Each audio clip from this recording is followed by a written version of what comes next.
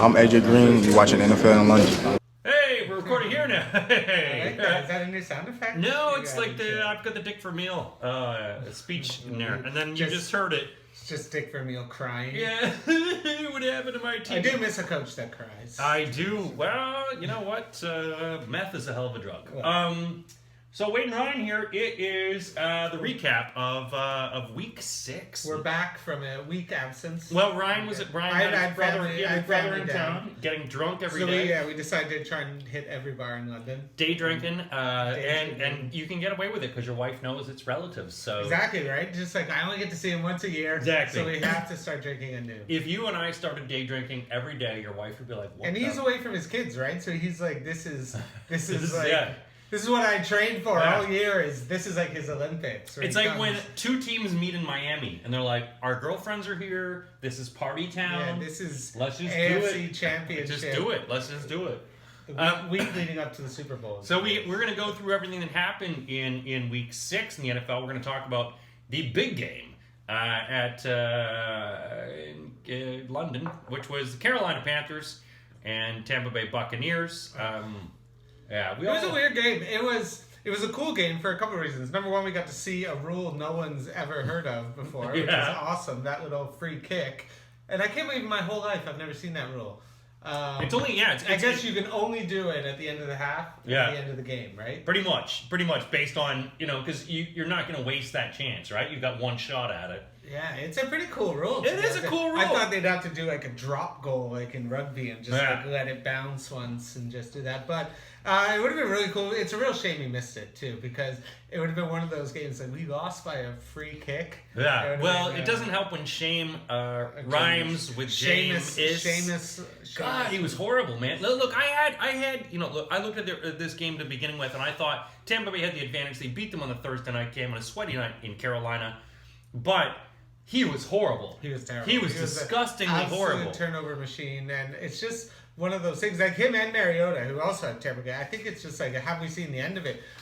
But they're not gonna. I think Bruce Arians is just gonna go down with the ship because you can't really bench him. I think they have Ryan Griffin or something as their backup. He's not gonna really do anything for you. Your best option is to play Jameis Winston. Unfortunately, he's Jameis Winston, and it never changes. He's just a turnover machine. 6 turnovers by himself. Could have been 7 or 8. I don't. Sometimes when you look at him when he's lining up, he looks like in the movie Get Out. His eyes, they're empty, and you're like, what? Are you even looking at things, man? Like he made some horrible plays. A master of inconsistency because every week you're like, this is the week Jameis Winston. You put him in your fantasy lineup because he just had 2 straight good games. He's actually played really well his last 3 games. They haven't been that bad, and then he does this, and you're like, oh yeah, Jameis Winston. Here we go again. They absolutely humbled him. And the Carolina, I thought this would be a game that Tampa Bay would be able to come back to. They had already beat these guys. They'd shut down Christian McCaffrey. They did not do that. They did a really good job of shutting them down. They shut him down quite a bit, but at the same time, when Jameis Winston has to stand up and throw the ball, he threw it to them. Yeah. Or he dropped it. Even though Kyle Allen is 4-0, I still don't feel no. Kyle Allen doesn't scare me. Yeah. If I'm in the playoffs and Kyle Allen's coming to my house to play me, I think he's gonna get destroyed in the playoffs. It'll be really interesting to see what happens when Cam Newton comes back. Because Cam Newton is an MVP who brought his team to the Super Bowl. Yeah. If he comes back and they say we're going with Kyle Allen, that's it. He's done. They trade him or they just outright release him because that's it. You can't go back from that. You can't. Cam Newton is. I don't know Cam Newton. Yeah. But I assume maybe he'll try like when he tried to buy that better seat in the plane. Maybe he'll go to Kyle Allen and say, here's 10 grand. Here's 10 grand. Let me fake an injury. Look, Logan Roy says it best. If you want to win, you got to be a killer. And we all love Logan Roy. Succession, watch it, HBO. Absolutely. But he's not a killer. I think he's lost his killer instinct.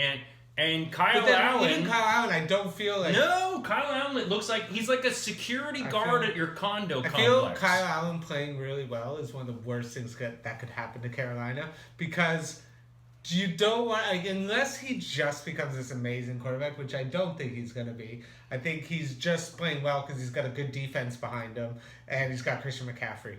And I think it's making his life a hell of a lot easier having Christian McCaffrey. Oh, God, it's so bad, though. I think if you're Carolina right now, you're going to finish with a bad pick. So it's like, are you going to go, if you go with Kyle Allen next year, like, you got him all year and people have film for him a year?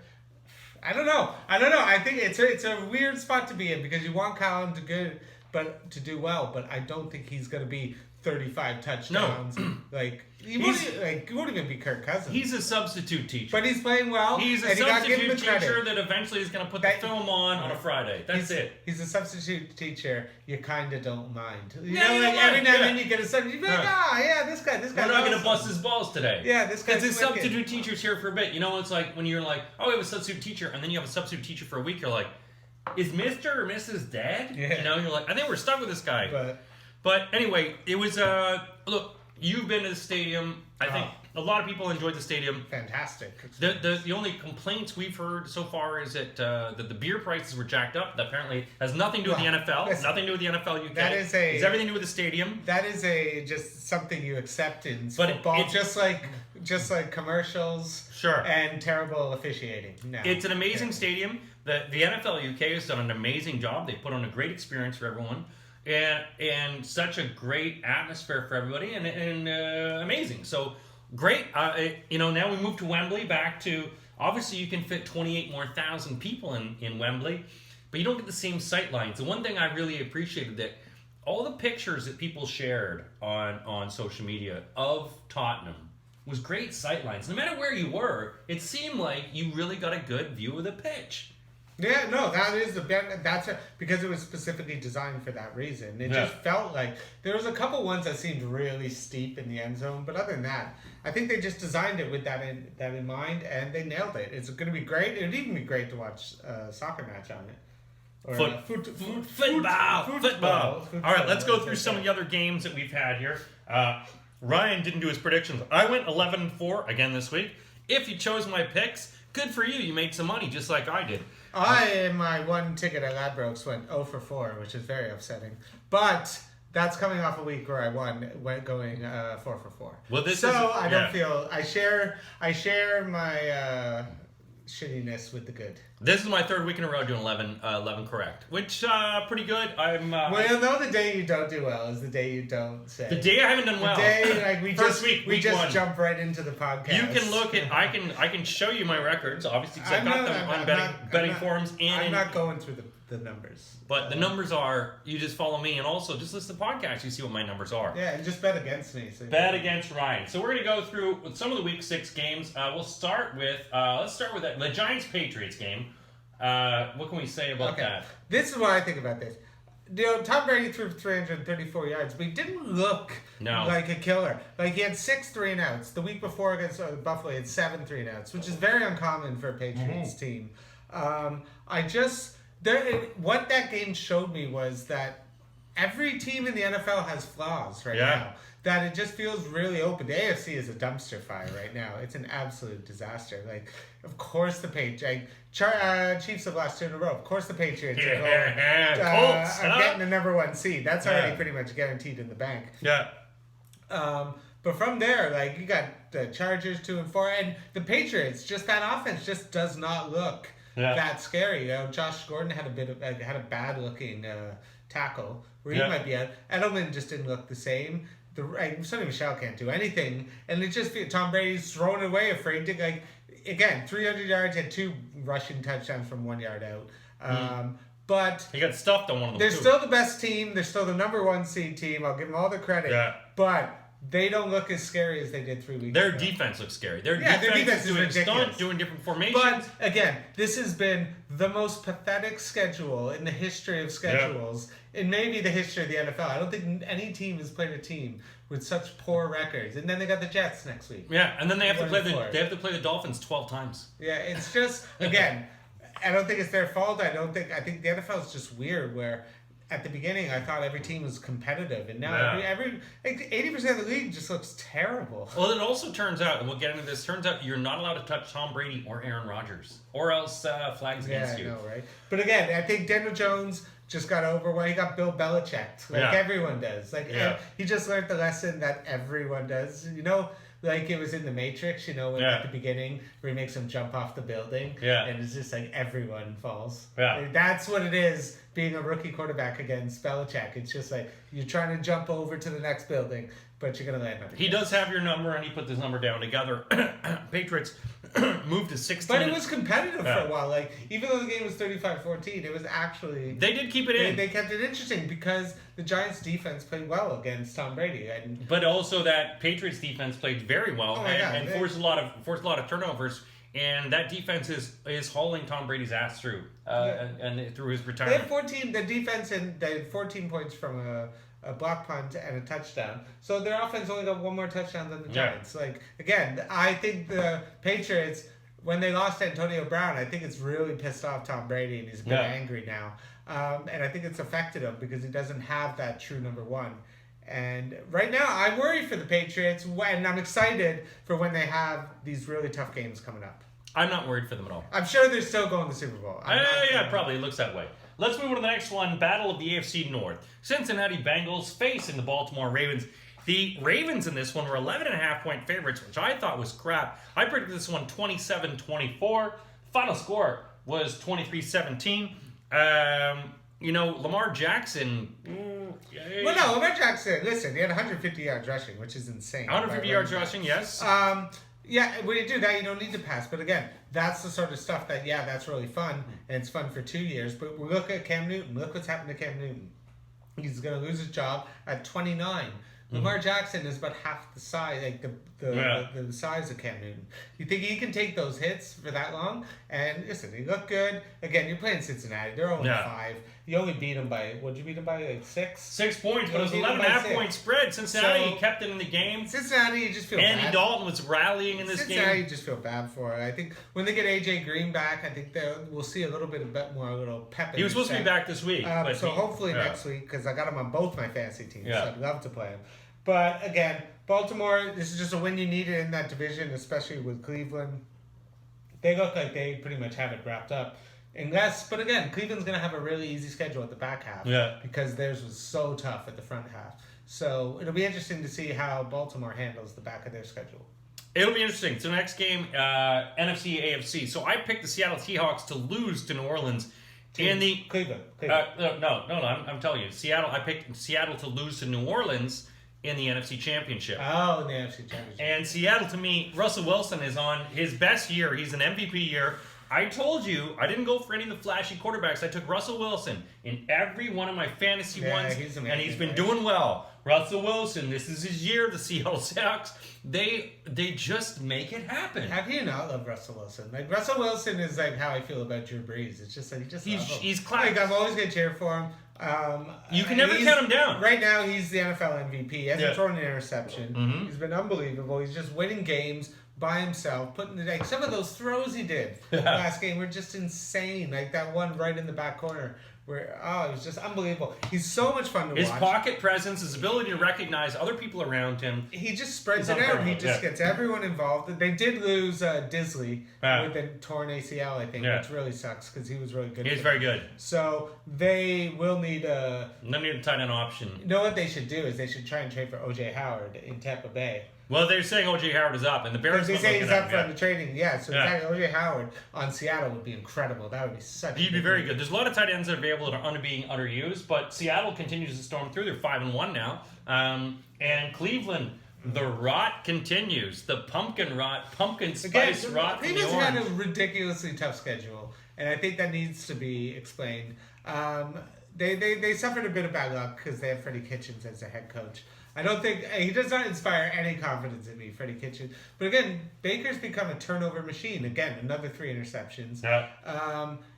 It's just such. I just don't know what to think about Cleveland. You want him to be good, but then also part of you deep down is like, screw Cleveland. Screw Cleveland. I'm glad you shit talking guy. I thought you guys were Super Bowl champion for a reason. Well, play the game, and then that's why. So even though I like Baker, part of you's like, all right, shut the hell up, man. And just play because you're great when you're playing. But again, his hips hurt now. He's just getting a beating back there. They had a lead. Chubb is great. They had a lead. Why not just keep using Chubb to run it? I know, right? Just at that point, you're like, why are you throwing it? Just use Chubb. Ground and pound, ground Chubb and pound, is ground and looking pound. like one of the Make best. Seattle own it. And then when you start throwing the ball around like that, you go, you guys are screwed. They're just going to pick it off. Chubb is one of the best running backs in the NFL. I don't know why they're not using him more. And they're going to have Kareem Hunt coming back. Yeah. So how does that going to work? Like, Chubb is a beast. You don't even need Kareem Hunt. You should trade Kareem Hunt to some team who needs him, probably. But we'll see what they do. They should be using a ground and pound running option more often. They're not. Baker Mayfield is trying to use it himself. He's trying to put himself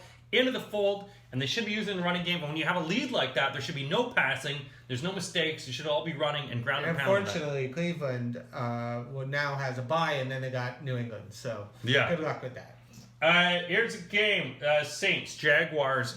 This game was favored by the Jaguars by 1 point with an over-under 44. I didn't believe that the Jaguars would win. And guess what? They didn't. I had New Orleans to win this one. And tight game, though. They are utilizing their defense before when they used to put up 45 points. Well, now the defense is stepping up. Teddy Bridgewater is benefiting from this and getting ready for when Drew Brees comes back. These guys are going to be a solid team. But even though everyone's being like, Teddy Bridgewater this, Teddy Bridgewater that, like, you put up 13 points, okay? Like, that doesn't excite, like, we don't need Drew Brees. It's like, yeah, Drew Brees puts up more than 13 points. So, as good as Teddy Bridgewater has been, like Kyle Allen, again, he doesn't scare me in the exact same way. Like, I'm not worried about Teddy Bridgewater beating me right now. I think New Orleans defense has been fantastic. They've just been stepping up. Marshawn Lattimore is amazing.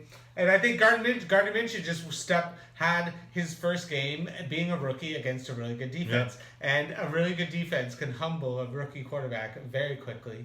And as we see lots of times, the Minshew mania took over, and it needed to just be put down. That mustache needed to be trimmed. Well, it did. And, Leonard Fournette, who was expected to have a good game in this one, but when you look at New Orleans now going 5-1 into the NFC, this is a really good position for them, waiting for your number one guy to come back. Exactly. They're in a great position right now. It's like the stocking is empty. Santa Claus is about to come and fill it. The NFC is massively vulnerable. Like, Philly doesn't look that great. Dallas. The Rams don't look that great. Baby. Dallas doesn't look that great. Like, really, the New Orleans is the only team, and San Francisco, are the only teams that look consistently good in the NFC. San Fran's defense, their front, and I kept going on about them last week, but the San Fran's front is absolutely But the Jags, you're not going to win with 6 points. You're not going to win with 6 points. Especially when you're at home. Yeah, you don't win friends with salad. Don't win friends with salad. Here's a game that was big on Sky. We're talking Houston Texans, Kansas City Chiefs. I predicted Houston Texans to win this one 30-28. The final score 31-24. I was kind of close. But how about that Houston team? Deshaun Watson. Deshaun Watson's awesome. It was a funny game because right off the bat when Mahomes threw that like Hail Mary to Tyreek Hill, and he got up like almost the size of a person and caught that ball, and you're just like, here we go again. Here we go. Here's the Chiefs we've been waiting for all year, and then literally it just they did it a little bit well, but it just never. Something's wrong with Mahomes. I think his ankle's hurting him still. It just don't look the same. But again, I really think they miss Kareem Hunt. They don't have that stud running back. That's why they were so good. That extra punch. They don't have that extra punch. That just dangerous weapon because they have like 4 running backs. No one's scared of that running back. Kareem Hunt would at least break. He would hurdle. He would do all these things. But, Houston, again, not using their running back, I think, effectively. But having a great trio. I mean, Will Fuller dropped a few balls again. Will Fuller had a great game the other week. He did. I think, DeAndre Hopkins wasn't that well. But Carlos Hyde is actually playing because he just felt disrespected from Kansas City. So when guys feel like that way, a lot of times they play well. You see the opposite in Philly, who was trashing Kirk Cousins. But Houston now has lost 2 in a row, though.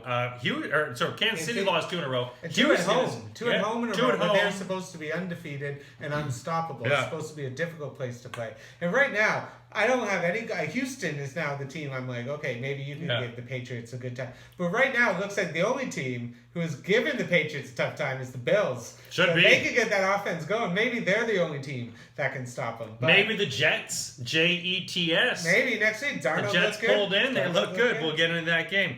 Let's move on to the next game. We'll talk about the Toilet Bowl. Washington Redskins, Miami Dolphins.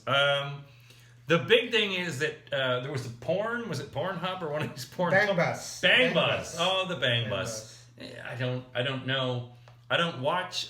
It's like you ask me anything. Bang Bus! Yeah, I don't know. It's always my go-to I'm not answer sure, when I but don't I do know something. there's a lot of girls with daddy issues, and so the Bang Bus was there. Tight game though, tighter than the Bang Bus. It was 17-16, which technically is probably a lot of the ages of the girls on the Bang Bus. 17-16 Ouch. in this. It's Miami. It is Miami. But Washington gets a first win. McLaurin was looking good in your fantasy. Oh yeah, man. McLaurin's been amazing. He's been great. Imagine him him with a good team. Miami, they brought in some Fitz magic at the end of it, but it didn't help him. The magic was gone. It's just a nightmare. Miami, they went for the win with the 2-point conversion. Good for them.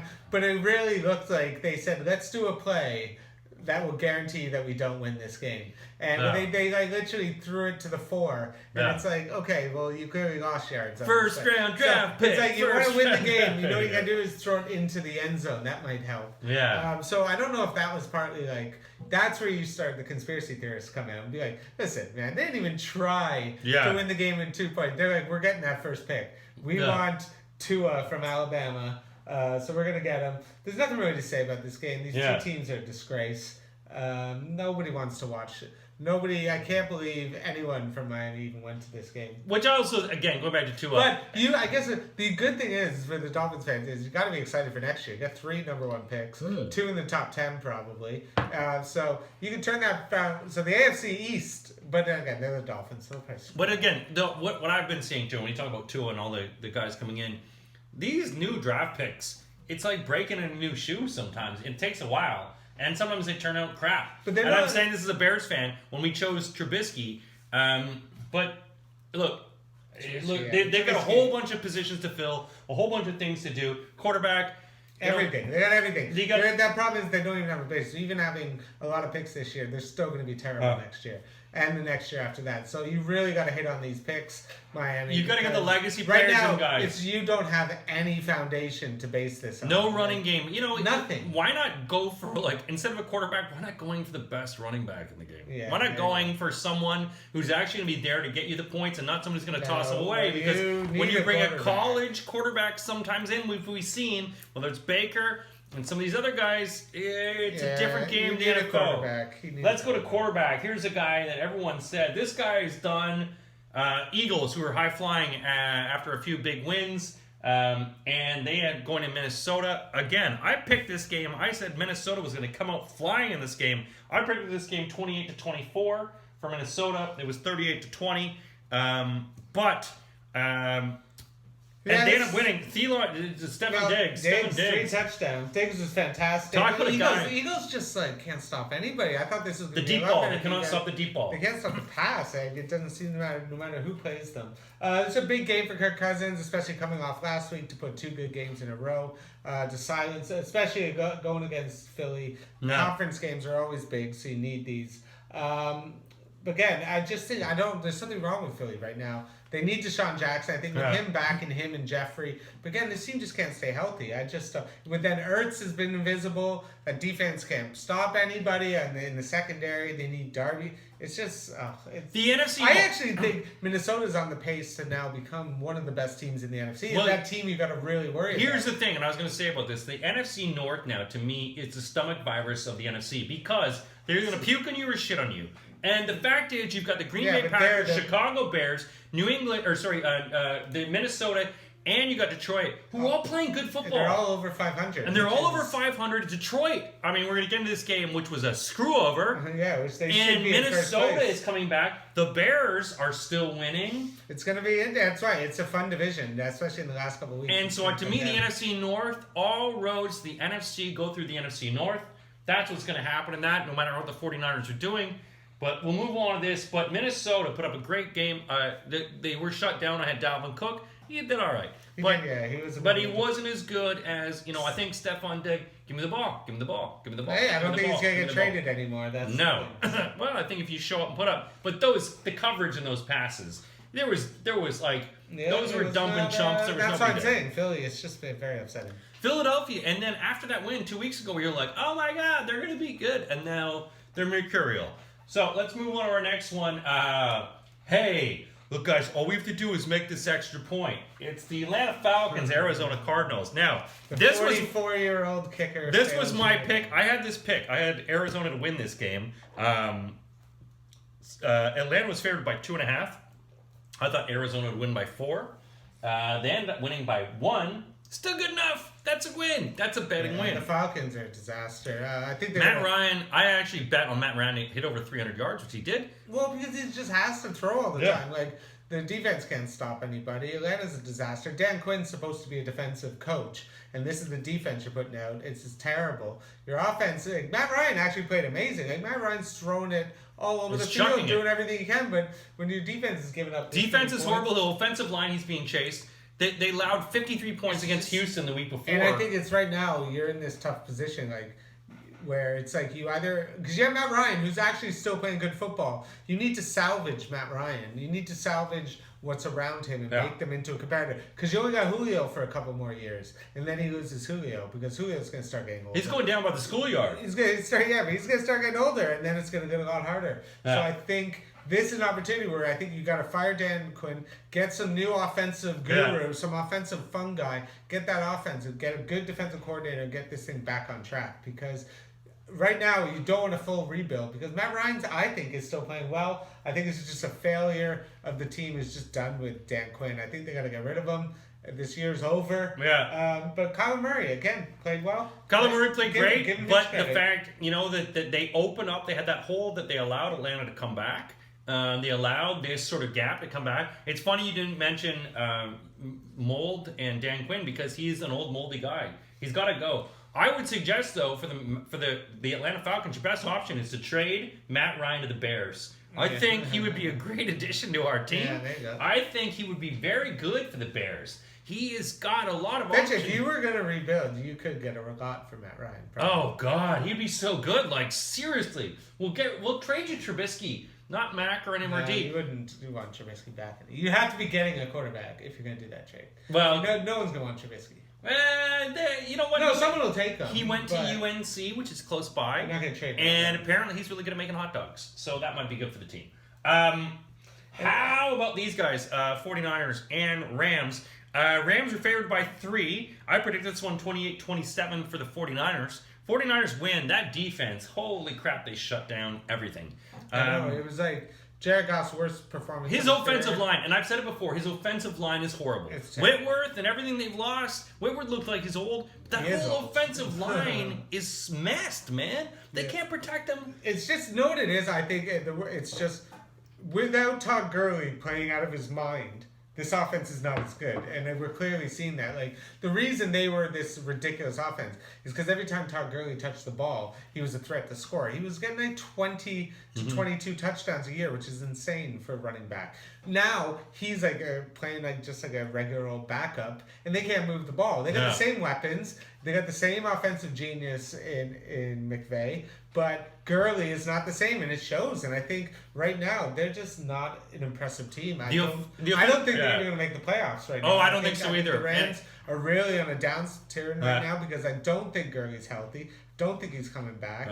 And I think Goff is just shell shocked. He just every now and then he throws a good pass, but he's just not the same. Like, he had the benefit of having, we said, Belichick ripped out his soul. He ripped him out. He's still got it in his like little heart around. He's showing us on the bear where it hurt him. Look, I've said this before. The offensive line is so horrible. It is so bad. And he doesn't know what to do because he had the benefit of at least having a strong offensive line last year. He does not have that. And he is being chased, gutted. Everyone is getting through that line. It's like the worst Black Friday protection ever. They're just getting through him, and you could see him just getting thrown down. It's like, this wasn't last year. And I think Aqib Talib just went on the IR today, I think I read. So I'm not 100% sure, but I think I read that, which is, again, a massive loss. Aaron Donald's not, he's still getting a lot of pressure, but he's not dominating like he did before. It's just, I think it's just this is a Super Bowl hangover for the Rams. A Super Bowl hangover. Classic. I would think that they're going to need some sort of push to be able to make it to the wild card because of the way that they're playing. But they're not the same team. The offensive line, and there's no way to fix it. There's not, the players, they don't have the players. They don't have the gaps to fill in. It's not like you've got the guys on IR. You lost them. I can't see them going any forward. I can see, they're going to play their defense. They're going to run Aaron Donald. They kept this to a low-scoring game. But going forward, no, they're beatable and very beatable. Yeah. We moved to this game. I called this game wrong. Denver, I thought at home, I thought Tennessee would put something together. Tennessee, Marcus Mariota was pulled for Ryan Tannehill, who was dumped. And he wasn't terrible, but he wasn't anything. The fact is, look, you lost 16-0, right? Yeah. 16-0. So I'm not going to defend anybody. Marcus Mariota, he again, like Jameis Winston, they were the 1 and 2 picks. Yeah. I think they're both going to be backups next year. I don't see how anyone's going to be like, I'm going to give this guy $25 million, right? Like, they're going to be backups. I think Marcus Mariota's done. I think just the Titans just have no identity. Like, they're either this huge running team with Henry, or they're not. Or like you got Delaney Walker, you got Derrick Henry, you got these talented guys. Corey Davis, who you drafted, I think, 5th overall, and he's done nothing. Delaney Walker's getting old, so you're going to lose him. Yeah. A.J. Brown's had moments, so he's been good. But, again, Derrick Henry, he's so inconsistent. And they have a really good defense, but it's just an uninspiring team. It's the exact same as Denver, to be perfectly honest. Well, it's the difference. If I'm Denver, I'd feel just as crappy as Tennessee, even if you win this game, because what does Denver have going for it? Which I still think not much. I think if Joe Flacco's your quarterback, okay, fine. Good luck with that. Tennessee's problem is also the same as Rams. They don't have an offensive line. And there's no chance. You could see when Denver was coming through them, even when you had a running back trying to get through, there was always a guy with arms going through on them. They don't have any protection. And this is something they tried to build up last year, and they got better at the offensive line. But this year it sucks. And there was no chance. And Tannehill, some of the passes that he was looking at were just garbage. Yeah, and the really difficult thing too is like being a team like Tennessee, which was a team like, as a Bills fan, was a team like that, is you always are between like 7-9 and 9-7. Yeah. So you never get that amazing draft pick, that game changer that can change your franchise. You're always in that mid range where the guys you're choosing from are literally like rolling a dice a lot of times, and it sucks because they're gonna finish 7-9, 6-10, 8-8. Is that like the Bears trading up for Denver? Could be that same type of team. They've won a couple in a row, but they're still going to finish 6-10, 7-9 at best. So. Is it like the Bears when we traded up for Trubisky, but Mahomes was like a few? And Watson. Don't forget that. So smart, so good. Okay, Denver is got. I think they're Thursday night football, aren't they? This week? Against Kansas City. Against Kansas City, that's going to be good. Denver again at home. And they're going to play on that. The crowd is really into it. So Kansas City, I think, is really going to have to put something together. That Denver defense was starting to shine. We will get to that game. We'll do a preview for it. I haven't really previewed it yet. You've been away for a week, and I've been going through therapy. Let's go to the next game. Dallas versus the Jets. I predicted this game. I said the Jets might win this one. But I actually had the final score 28-24. The spread in this game was 8 points, and I said there's no way Dallas is going to make this spread. And they didn't. I think Darnold looked really good coming out. I thought at least it makes the Jets more interesting because, to be honest with you, even as a Bills fan, no one wants to watch the Jets. I don't want to watch the Jets without Darnold. Played with conviction. I want to see Darnold. I thought he played really well. That pass to Robbie Anderson was fantastic. He was just moving the ball. Dallas, again, with some of the stupidest play calling, like 4th and 2 and you run Dak Prescott on a quarterback sneak. It's like, what do you think? You have Zeke, who was just tearing them apart. And then it was just, again, just classic. Like, this is why it's just one of those things. It's every week is Dak Prescott losing money. Because I don't know if they're going to resign. I think they're going to franchise him because I don't think they're going to give him $35 million. No. They're going to give him Russell Wilson money. He can't beat the 0-4 Jets. No. It's like, I'm sorry, but if you want to beat teams like that, you got to beat. And they had the chance to win the game, and they blew it. They're just a bit of a mess. I think until they get rid of this Jason Garrett problem they have, they're always going to be this team that we're watching. Because I think Jason Garrett has shown he's been given so many teams that have had Tony Romo and Des Bryant and weapons, and he's just never been able to do it. But he keeps getting chances. He must have like photos of Jerry Jones or something. Like maybe he's got a. Everyone's got a dick pic of Jerry Jones. It's you sort of look at this now and sort of go, you've got 3 losses in a row. You've got one of the worst records you've had for 20 years. But their 3 wins were Dolphins, Washington, Giants. It's like, And they just got ahead of themselves, and they played a couple times. Well, they also kicked a puppy on the curb, so that's a win. But no, they have not. And now, when other teams are seeing this, you're seeing blood. You're seeing this, and the Jets were able to rally. My whole thing is when I made the bet on this week, I was like, the Jets are going to play at home. Sam Darnold's back. You've got Le'Veon Bell. Dallas cannot stop the run, although Le'Veon Bell was good. He wasn't as great as I thought it would be. But they rallied, and also what they did is, when it came down to when Dallas started making that move at the end, the comeback, they held them off. And they rallied together to come back, and Dallas didn't have that motivation. The difference is when you have a great quarterback, he will stymie that. He'll end it, and he didn't end it. And Dak Prescott is not a great quarterback. Well, yeah, he's in trouble right now because I don't think anyone's having a lot of confidence in him. So Crack a beer from the fridge, Ryan. Let's split one up before we go into the last two games and we settle this sucker down. It's now time for the late game. Steelers-Chargers. Can you tell me what I predicted in this score right there, Ryan? 24-17 for Pittsburgh. Oh, nailed it. Nice one. Exact score. Do you follow my bets, everybody? Follow my bets. I predicted this exact score, 24-17. Pittsburgh, the Chargers were favored by 7 points. I was like, what? Have you seen them play? I predicted the score 24-17 for Pittsburgh. Turns out that was the exact score. Guess how much money you would have won if you would have bet on that? A lot. Nah. Look, Pittsburgh was 1-4 at this point. Well, they have what's that quarterback saying? Duck Dodgers or something? Yeah. No, it's not. No, His nickname's DuckTales. Yeah. DuckTales, because he's he's a duck hunter. He's the duck calling champion. Yeah. Which, to be honest, the nickname Duck just sucks so much. But it's also weirdly works for a quarterback. Especially if you grew up in the suburbs of New York City. I don't know what I think about this name. Yeah. Again, I think this is really upsetting if you're a Chargers fan. You're playing at home again on the road. Did you see how many Steelers fans there were in that stadium? It was insane. There's no such thing as the Chargers home game. They were just terrible towels just going everywhere. I told you, but that was in a college stadium too. Yeah. They must be furious to go from San Diego, a team that loved them, to this nonsense of LA. And LA don't even care about the Rams, to be honest with you. LA is not a football city, and he gave them 2 teams. This has been already a colossal failure, which the NFL does not want to admit. And I think having 2 teams, I don't think it's good. Man, the Chargers can't even fill a soccer stadium of 20,000. No. They're going to move into a 70,000 stadium. It's going to be just empty, probably, for Chargers games. Well, it should be. To me, I feel bad for Phillip Rivers. Yeah. And again, I don't think the Chargers are making the playoffs. I think they're a bit of a disaster. They're injured all over the place.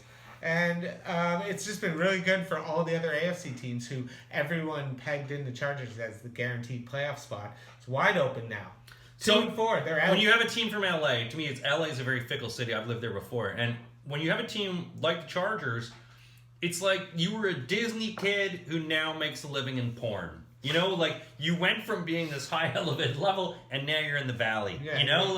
And so that's why people classy erotica. It's like he's got 9 kids, nobody cares. Right. But they just don't have this concentrated focus. And Pittsburgh was coming onto this. They had all their fans behind them. You can't go 1-5 as the Steelers. If you go 1-5 in this division, especially when you just gave away your first draft pick, so you need to get some wins. So they showed a lot of heart. They showed a lot of heart last week, winning. So good on Pittsburgh because they needed to do this.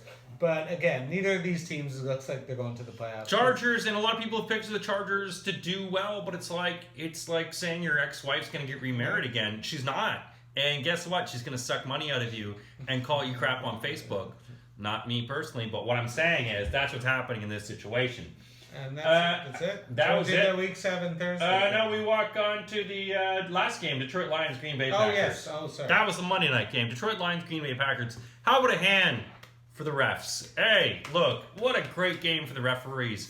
You really put it together we all want robot referees, because even as a Bears fan, watching 2 of my rivals, I was horrified by this, because you sort of go, oh, so it's fixed? Which billionaire wins? This is the shit that ruins sports, not all the other stuff. Not kneeling, not anything. Bad refereeing. And there was one game, apparently, I had 6 straight flags in a row.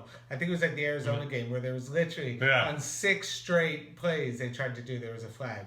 It's getting out of control. They got to do... It's because I think now because of, I don't know if it's because of that fear of the pass interference, they're just throwing flags everywhere. But it's just turned into a nightmare. Those 2 penalties of illegal hands to the face were a disgrace. Like, dude, put it like right there. He had his hands, and one of them gave them the ball, which then the Green Bay scored the touchdown to win. Yeah. Detroit got hosed, like a lot of teams get hosed. Yeah.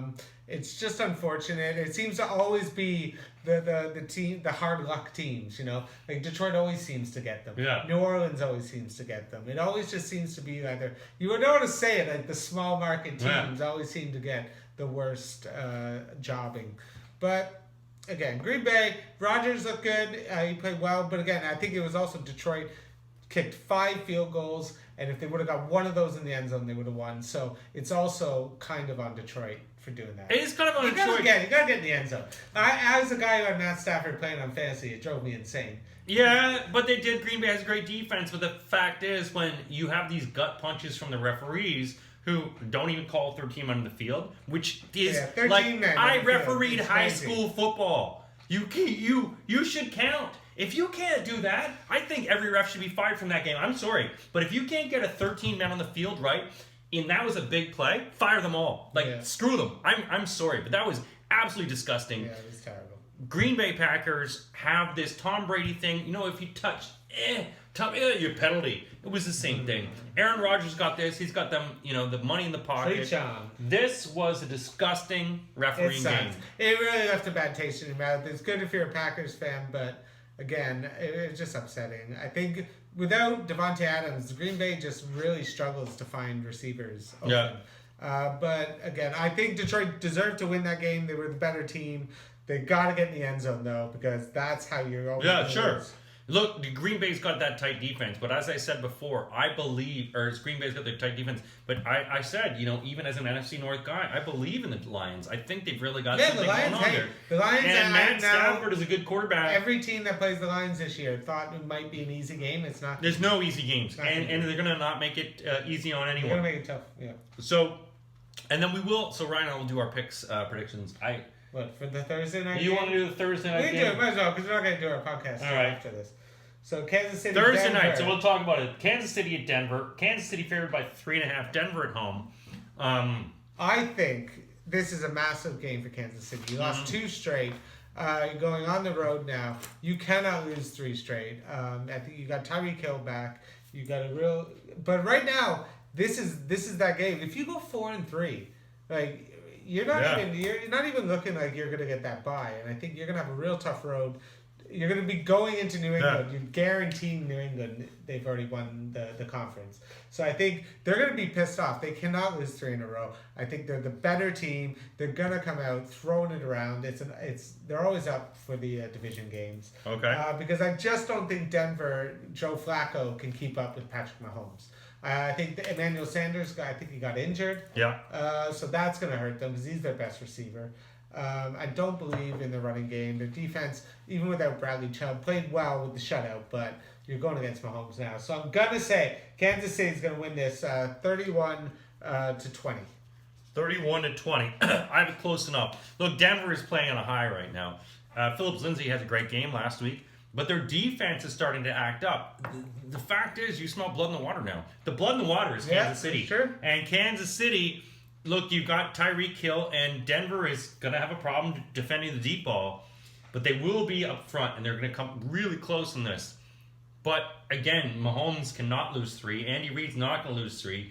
Kansas City cannot have this. I've got a 27-20, but Denver is going to choke them. And I'm not only the mile high, but I encourage everyone in Denver, bring a big fatty. Make it a mile Bring high. a big fatty and get stoned. Just blow that crap around the field. You're allowed that to. Would be like, If you had everyone on that all across the field, just that is going to happen.